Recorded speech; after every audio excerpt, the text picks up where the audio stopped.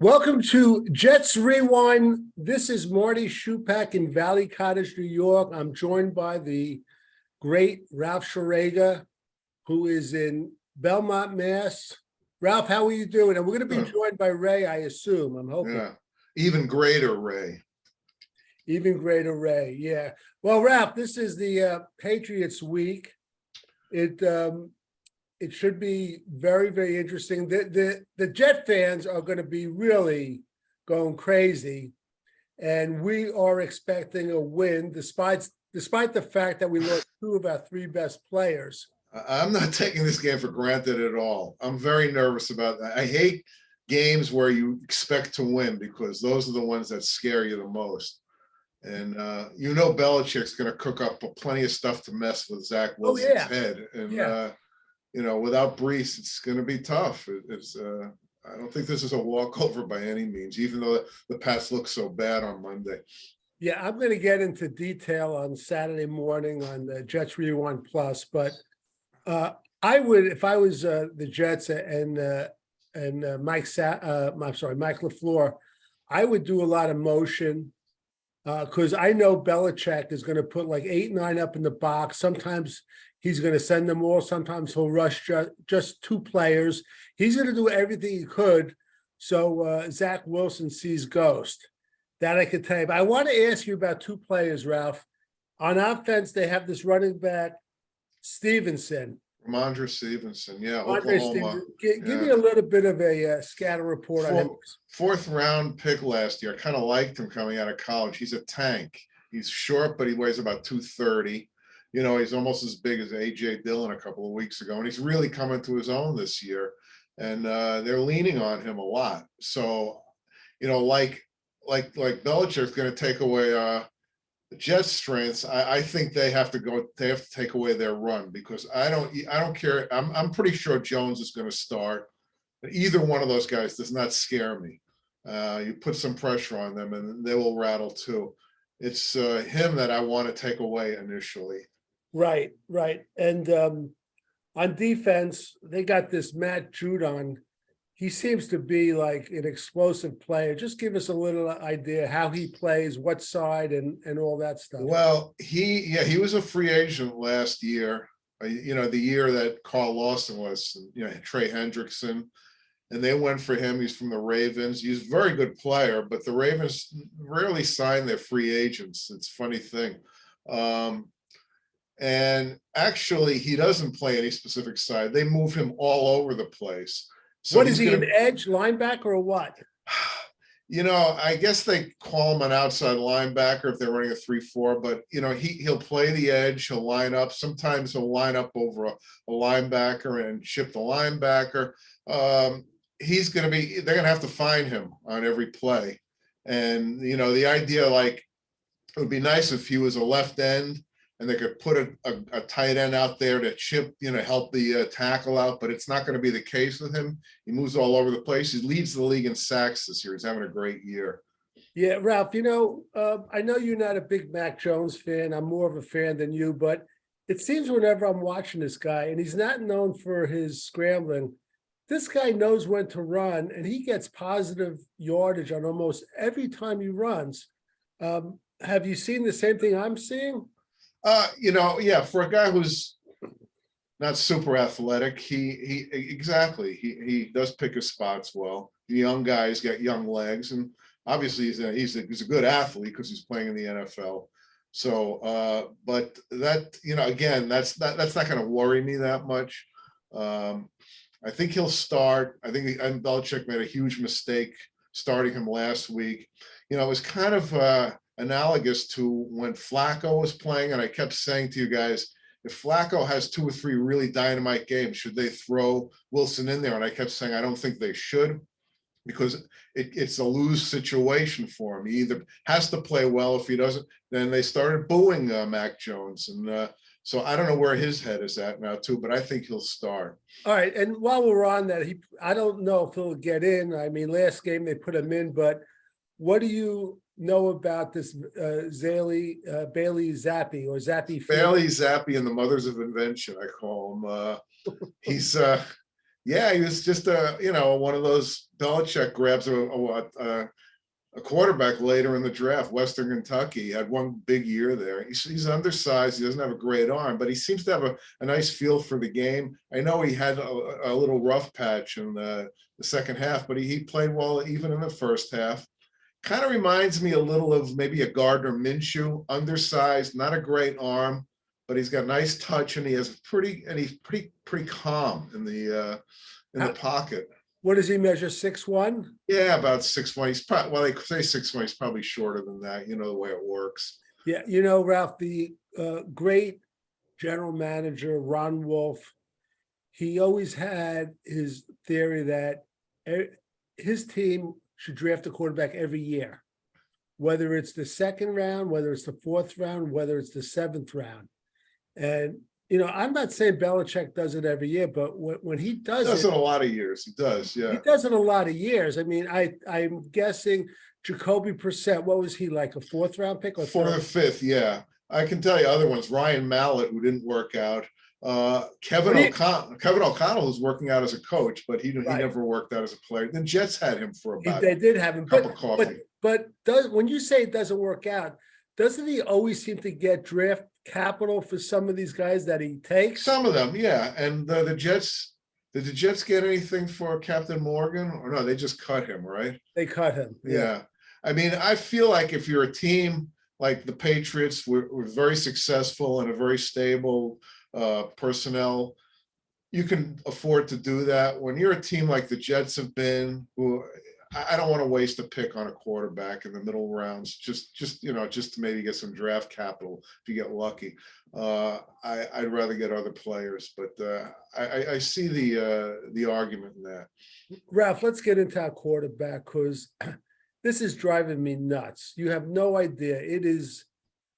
I see these quarterbacks, undrafted free agents, 6th, 7th round picks, even Bailey Zappi. These guys look so much more comfortable than Zach Wilson. It's driving me crazy. We don't have any vertical game. And we were lucky that we had him for 7 games before he got injured.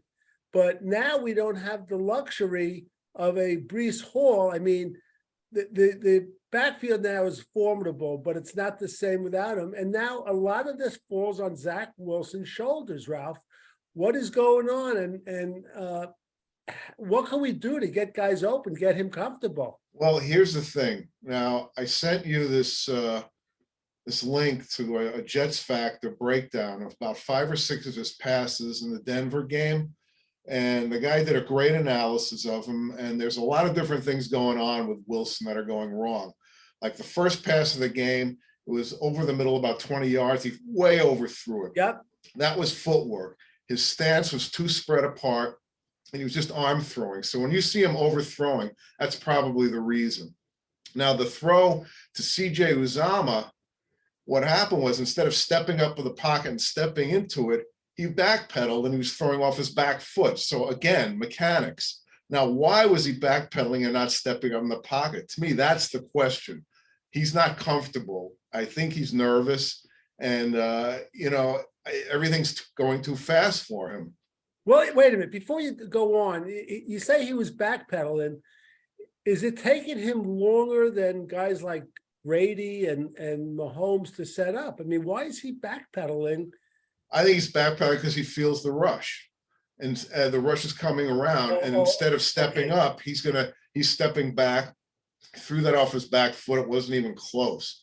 Now, the one that really disturbed me was the double spin move where he fumbled on the second spin early in the game. He didn't fumble. He spins out of the first tackler. Great move. And then he's got a window of about a second or a second and a half. And you can see from this film that right in his line of vision, just beyond a defender, is a wide open target. I don't know who it was. It was a running back or maybe a tight end. But he was in such a frenzy that he didn't have the calm to just loft it over him. And he was just thinking, I got to always keep escaping. And of course, disaster almost happened. And that bothers me because I think the game is too fast for him. And he's just too, you looked at Joe Burrow a few weeks ago when we played him. Joe Burrow is not as good a natural athlete as Zach Wilson. Right. But when he slips a tackler, there's that second, and he's so calm. You know, it's like the game is slow. He finds his guy. Boom. Wilson's not there yet. I think the big question in all of this, and by the way, there were several of these plays that this guy said were really nice calls by LaFleur, and the play was there. It's just that Wilson couldn't do it. But I think the question is, because the Jets have a rare opportunity to make the playoffs. Here's Ray. Hey, Ray, Howdy, welcome. howdy. Thanks. Welcome, sir. Is, Yeah, Ralph is giving an analysis, or he's reviewing. He saw a great. did you see that link? I sent that to you too, Ray. Yeah, We'll give him credit. I'm Jets, gonna watch that. Jets yeah. X Factor did a great job. And, Yeah. and Ralph is like breaking it down. Ralph, before you go on, I just want to mention too, because you mentioned Joe Burrow. Now, we all know he's not as good a quarterback as Joe Burrow, but when you say like he looks calm, you can't have the argument, well, he's got a better offensive line. Exactly. 'Cause when Exactly. he came into the league, he was getting killed, and he's still getting killed He sometimes. is. Yeah, he's getting rushed. But there's, you know, no less of an expert on quarterback than Joe Montana used to say. 3/4 of quarterbacking is from the neck up, and Joe Burrow has that 3/4 going for him, and Zach Wilson does not right now. And to me, the question is, how much can we realistically hope for Zach Wilson to improve between now and the end of the year to give us a shot at making the playoffs? I have no idea. I don't think it can be that much. I don't know about you guys. Well, wait, say that question again. How much can we realistically hope for him to improve between now and the end of the year? Well, I'm going to throw it at Ray. Ray, he just finished his 17th game, which I mentioned, which is a full year. So now he's not a rookie technically. He really isn't anyway, but game-wise, what's your feeling? What does he have to do for the rest of the year where Marty, Ray, and Ralph could sleep at night in March, April, and May, knowing that we're going to have a competitive team next year? What does he have to do? I think it's what him and LaFleur have to do is design plays that he's comfortable with, and B, he's got to, like we've said before, and Ralph was probably saying that in the pocket, he's got to have somebody work with him on being stable in the pocket. Not he doesn't seem to have a good platform when he's throwing. He's not, his mechanics in my eyes, his mechanics are the entire problem with his throwing. And then the team has to trust him a little bit. And, if this is the guy you're going to go with, then, you can't keep the training wheels on forever. Open up the offense a little bit, scare some teams with some deep stuff, and let him, let him loose. You're not going to win babying him. And Right. We're not going to win with him throwing for 100 yards a game. Ray, you came on a little late. One of the things Ralph said, which was interesting, and we was watching this analysis, was that the person that did a really good job. Ralph, tell Ray, because he came on late, what did he say about Mike LaFleur's play choosing? Well, at the 5 or 6 plays he highlighted, he thought were excellently designed plays that Wilson just didn't deliver on. Mm-hmm. As far as the footwork goes, Ray, yeah, and on one situation where he overthrows, his stance is too wide, so he's arm throwing and not stepping in. The one to Ozama, he was backpedaling, he threw it off his back foot. Yeah. Now, that's all mechanic stuff, but I feel like this mechanic stuff is a result of the stuff that's in his head, which is that the game is too fast. And he's just not relaxed, and he's not doing things naturally. So it's a complex problem. Yeah, it is. Oh yeah. I mean, that's the toughest position. Let's face it, that you've got to be able to do so many different things well. And I think you're right. I think he isn't comfortable in the pocket. I think he's so, because our line was so bad for so long. And I know Burrow's a different animal. Burrow's been a different animal since college that I saw. He was probably a different animal in high school too, mainly because his dad was a coach. So, but he feels the pressure in his mind way too soon. Yeah, exactly. And that's when he starts getting jittery. That time clock in his head is going off, pretty quick. And I got to find somebody. I got to find somebody. Right. The game hasn't slowed down for him enough. But it's amazing how, if the offensive line is playing well and he feels like he's getting protection, how he does have that settled look back there. So he has it at times, but when a team like Denver, who's got a really good rush, starts pressuring him every time he drops back, I think he starts losing it quickly. Yeah. He doesn't settle back down, because he just feels like he looks to me like he always feels like he's feeling pressure before he is when he gets to that point. Okay, so if you take away the fourth quarter of the Pittsburgh game and parts of the second half of the Miami game, would you guys say that he has regressed from the last 4 or 5 games of last year, when we thought he was taking a step up? Ralph? I think back to the Tampa game. I've watched his throws in that game. Some really, really nice throws. Look much calm. Yeah, I think the last 2 weeks he's looked as bad as he did in the first half of last year. He's not throwing interceptions because he's not really putting the ball up there, and he's gotten away with a few. But I think his comfort level is as bad as it was early in last year, which is, and I know Salah keeps saying, well, these are 2 great defenses, but if you're going to be a good quarterback and go far in the play, you're going to have to beat good defenses. Yeah, And, that's what you're going to see in the playoffs. Yeah. Great defenses. Yeah. Well, they're all, except for the Lions, all the defenses are competitive in the NFL. Ray, do you think he regressed from those last 4 or 5 games? Yeah, I think he has, and I think I don't think they're helping him by not letting him just kind of run the offense and do the right thing. I think by babying him, I think in his mind is, I can't screw this up. I think he's kind of feeling hamstrung a little bit. I think that LaFleur isn't helping him by trying to stretch the field at any point, so that the defenses keep creeping up on him.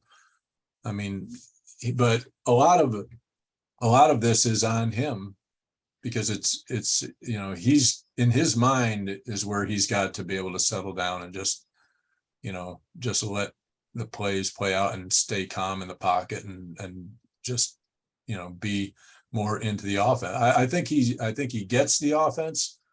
I just don't think until he's comfortable that he's going to be mastering the offense. Well, last year, I remember it was a crazy year because their quarterback coach died in a bike crash, I think in preseason. And then they brought in, I think, Kavanaugh, and before preseason, but he had a number of people in his ear, and maybe too many. And they brought this guy, his personal coach, Jason Beck, in there. I was 100% against it, but it seemed to me when he was in there, the Jets had him on the sideline, he was kind of a common force. I would see if I could bring this guy back. Yeah, John Beck. Yeah. Was it John Beck? Yeah, I hadn't thought about that. Yeah, I don't know if he wants to do that, Beck, but that's a thought. Yeah, I would bring him back. I mean, listen, some guys, like we said on the last podcast, it took Geno Smith 14 or 15 years to finally get it. So, and by the way, I hope you saw my my little text about Kadarius Toney. The Giants traded him. I know, we feel bad about Elijah Moore. Boy, that guy was a disaster from day one. Did you see that, Ray? I saw they traded him, to Kansas City. A 3rd round and a 6th round pick to Kansas City. So we'll see. Watch, all of a sudden his hamstring is going to get better. But I want to ask, guys Ray, playing on a 5-1, 6-1 team. Why? I don't understand. He just was bad news from the moment. Well, that shows you what the Giants, this organization, is going to go places, because they got the right coach and they got the right general manager. And as you guys both know, if they didn't draft a guy, they're not going to put up with anything, this coach and this GM. So I think it was a good move. Ray, putting you right on the spot. Put on your thinking cap, your time machine. Go back to Darrelle Revis's rookie year. Who do you think was having a better rookie season, Darrelle Revis or Sauce Gardner?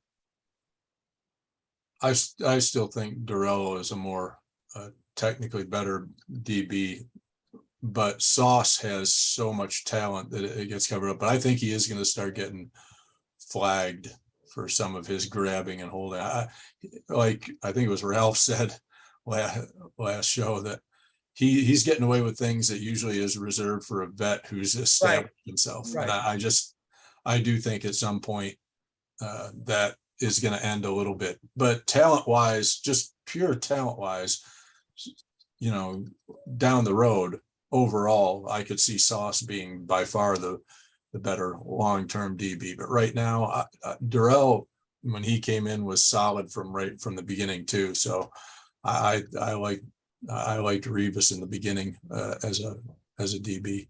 Yeah, and Ralph, it leads me to the next question, which you can answer first. Yes and no. Do you think he gets called against the Patriots for pass interference? I'll say yes.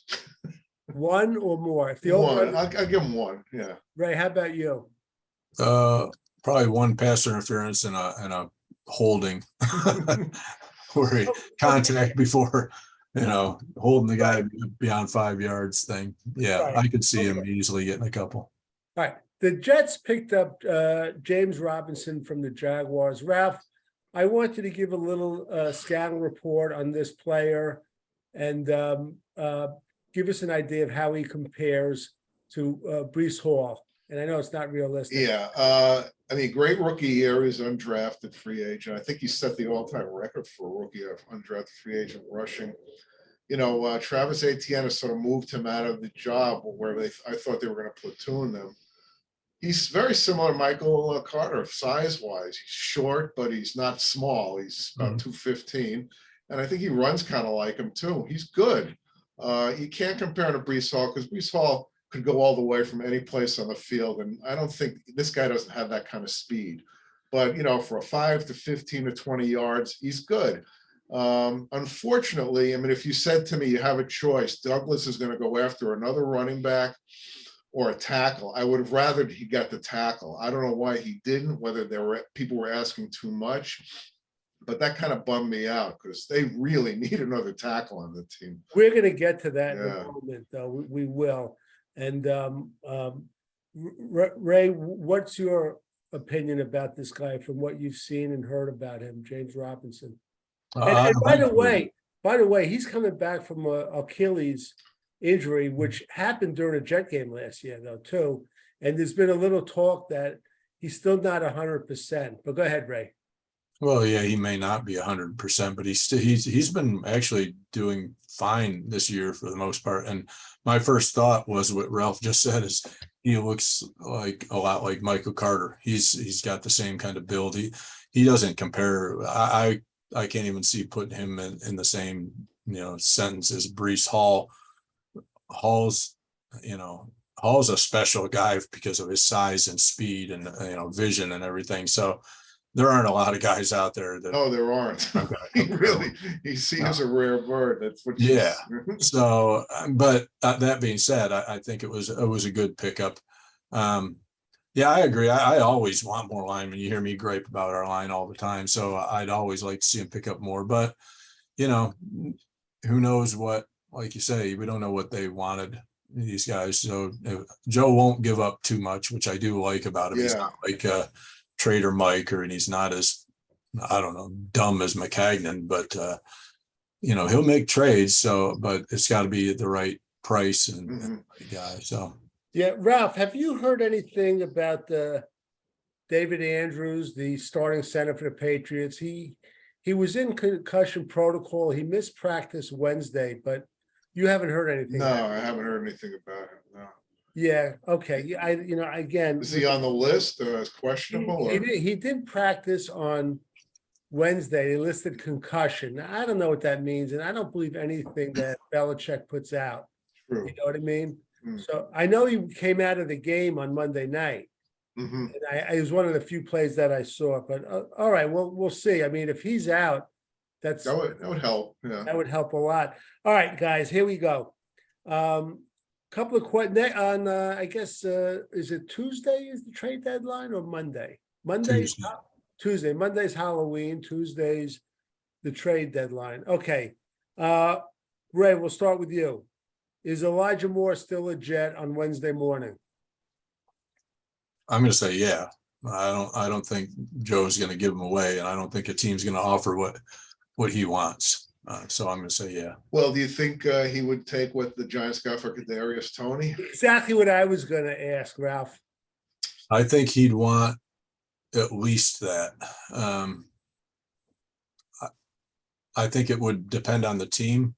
You know, if it's somebody who he thinks, they get him and we're going to get a high, draft picks out of them, maybe. But I don't think I think that's borderline at what he would take. Because I think he's shown more than Toney personally. I think he shows more potential.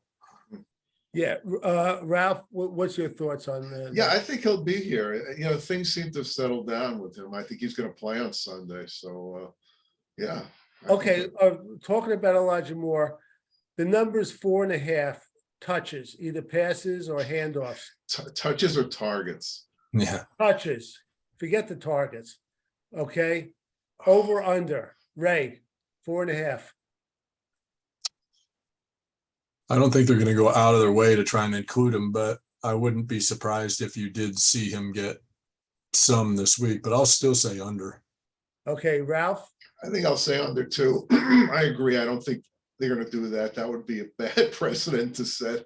And I still think that, the reverse has got to go to Barrios because he makes yards every time. If it ain't broke, don't fix that.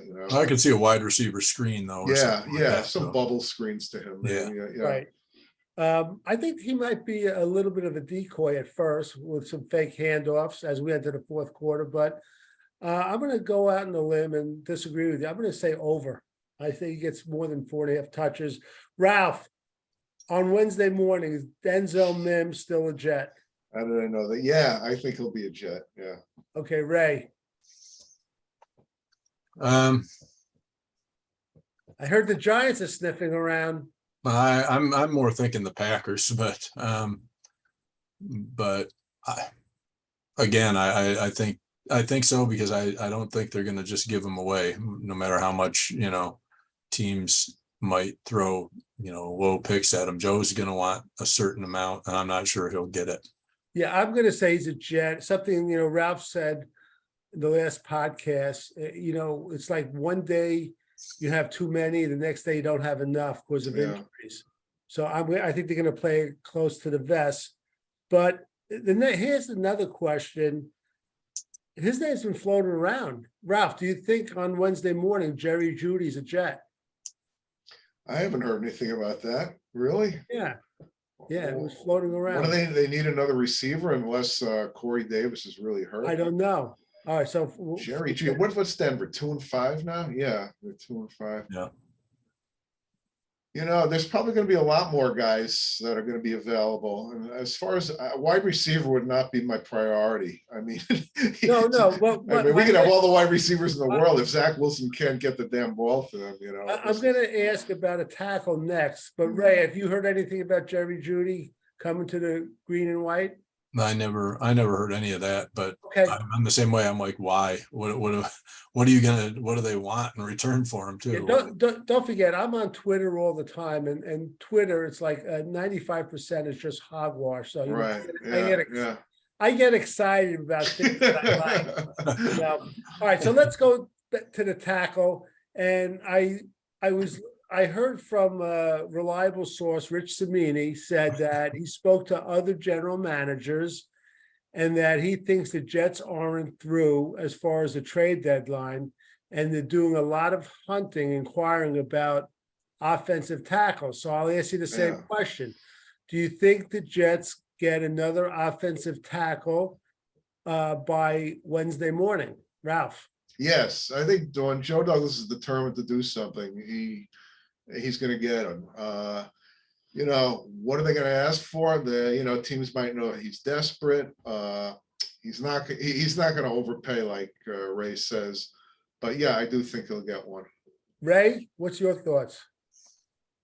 I think so. I mean, I know he's definitely looking. It's a matter of is he going to find the price he wants? And to me, it's just like, if the guys can help, go get them. I mean, draft picks are great, but if you want to do anything with this team, you need them now. So you're going to have to go and make a run for them.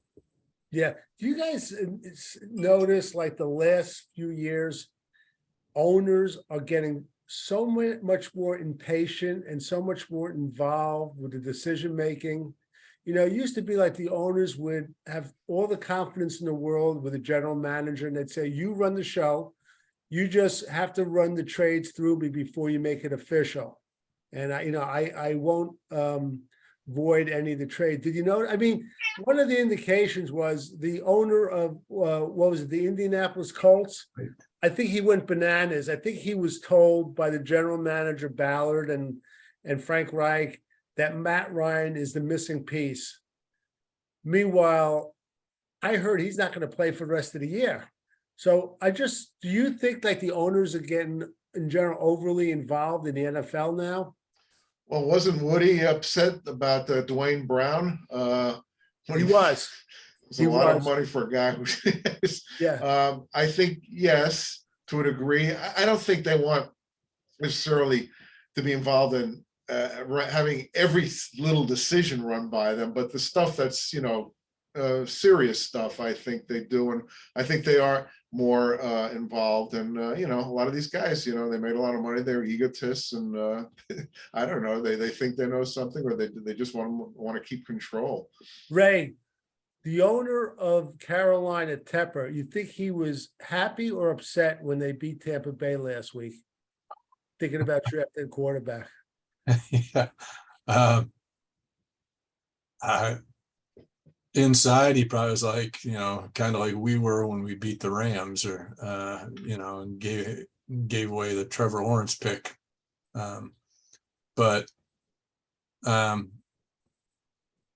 Yeah, he probably would have liked to have that number one, but it ain't over till it's over. Yeah, it's way too early, and there's no one specific Trevor Lawrence this year. There's Right. a few, and I have no idea, and nobody else does, which ones are going to make it and which ones aren't. I just know that I'm still waiting for an Ohio State quarterback to be successful in the NFL. Maybe Justin Fields turned the corner, but I don't think so. I want Pittsburgh to have a top 5 pick, and I want to pick up Kenny Pickett, Oh, a 3rd round pick. I can't help it. All right, look, we're going to close this out, but before we do, we're each going to make a prediction of the game. Ray shakes his head, Ralph. Everything I say, it's unbelievable. Well, I didn't get that. You want Pittsburgh to have a top 5 pick, and you want the Jets to get Kenny Pickett? Yeah, you're saying they'll take one of the quarterbacks. Like see what he did last week. I think he threw 3 picks. I like him. I think he could be good. He could be good, but that's my feel. I think he's going to be really good. I really do. All right, we're going to make, as Ray keeps laughing away. All right, we're going to make predictions. I'm going to start. I think the Jets are going to win 20-10. They're going to help kill the demons. That 50 plus that they put on the Jets last year. They've been looking at that film all week. Robert Saleh won't say anything, but I think this team, despite 2 major injuries, are going to be up, and they're going to come away with a victory. Ralph? I always go against streaks. I feel like they're made to be broken in the NFL, and this is one that's going to be broken. So I think the Jets will win. I think it's going to be a tough game, like maybe 2017, something like that. Ray? Yeah, I think it's going to be a tight game because I think both defenses are going to be the dominant force. I think for once we do have the defense that can put pressure on a quarterback, and that's the main way of getting to Bill and stopping the short passing game is don't let them run. We have a good run defense, and don't let the quarterback sit back there and pick you apart with the little dink and dunk stuff. And if our defense holds it tight, I can see us winning a close game. What score? Come on. Let's go. 7-3. Yeah. 9-1. No. 24-21. 24-12. Okay. Nice. All right. For Ray Clifford, Ralph Schrager, Marty Schupak. Hey, don't forget to turn into Schupak Sports Saturday morning. I'll have my Jets Rewind Plus where I will give a flawless game plan for Robert Saleh. And we're going to try to be on the air right after the game, God willing. Let's go, Jets. Until next time.